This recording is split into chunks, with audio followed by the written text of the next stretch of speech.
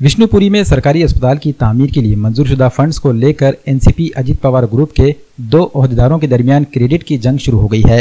Rashtrawadi Congress party Ajit Pawar group के जिला सदर विश्वभर पवार और शहर जिला सदर जीवन घोगरे पाटिल के दरमियान सर्द जंग तेज हो गई है।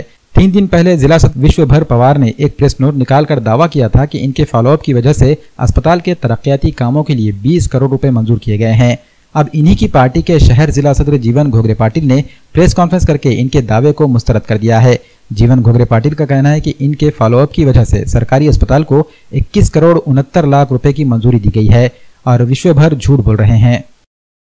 आज या ठिकाणी पत्रकार परिषद घेण्याचा एकमेव उद्देश आपल्या दक्षिण विधानसभा मतदारसंघामध्ये डॉक्टर शंकरराव चव्हाण महाविद्यालय जो आपलं हॉस्पिटल आहे त्या ठिकाणी गेल्या मागच्या 10 महिन्यापासून मी पाठपुरावा करून 21 कोटी 69 लाख रुपये निधी विकासाचा निधी त्या ठिकाणी मंजूर केलेला आहे आणि 7 कोटी 78 लाख हे प्रस्तावित आहेत। जवळपास 31 कोटीच्या जवळ त्या ठिकाणी हॉस्पिटलला निधी मंजूर झालेला आहे आणि येणाऱ्या काळात एक चांगल्या सर्वसामान्य जनतेला सुविधा मिळाव्यात, रुग्णांना सुविधा मिळाव्यात। गोरगरीब रुग्ण बाहेर जिल्ह्यातून येतात, त्यांना त्या ठिकाणी आल्यावर काही सुविधा अपुऱ्या पडू नयेत।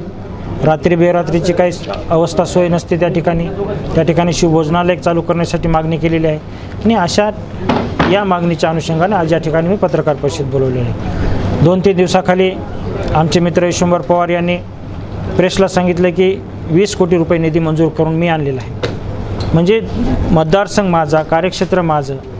विश्वंभर पवार राहतो भोकरला, तो तिथून निवडणूक लढविण्यास इच्छुक आहे, त्याचं कार्यक्षेत्र ते आहे। मग त्यानं आमच्या कार्यक्षेत्रामध्ये लुडबुड करू नये, अशी चुकीची बातमी देऊन अफवा पसरू नये, एवढंच या ठिकाणी मी सांगतो त्याला। विश्वंभर पवारांना माझं एवढं विनंती आव्हान आहे की तुम्ही भोकरमधून लढवता, भोकरमध्ये काम करता, उत्तर जे जिल्हाध्यक्ष आहात, मग ज्या मतदारसंघातून तुम्ही निवडणूक लढविण्यासाठी इच्छुक आहात तिथं आपले मोठे नेते आहेत, राज्याचे माजी मुख्यमंत्री आहेत अशोकराव चव्हाण साहेब। महायुतीमध्ये ती जागा कोणाला जाईल आज सांगता येत नाही। जर तुम्हाला त्या ठिकाणी जर 5-10 कोटी आणता आले असते आणि तुम्ही आणले असते तर मी तुमचा सत्कार केला असता, कारण दुसऱ्यांना केलेल्या कामाचं श्रेय स्वतः लाटण्याचं काम त्यांनी करू नये, एवढंच या ठिकाणी मला सांगायचं आहे।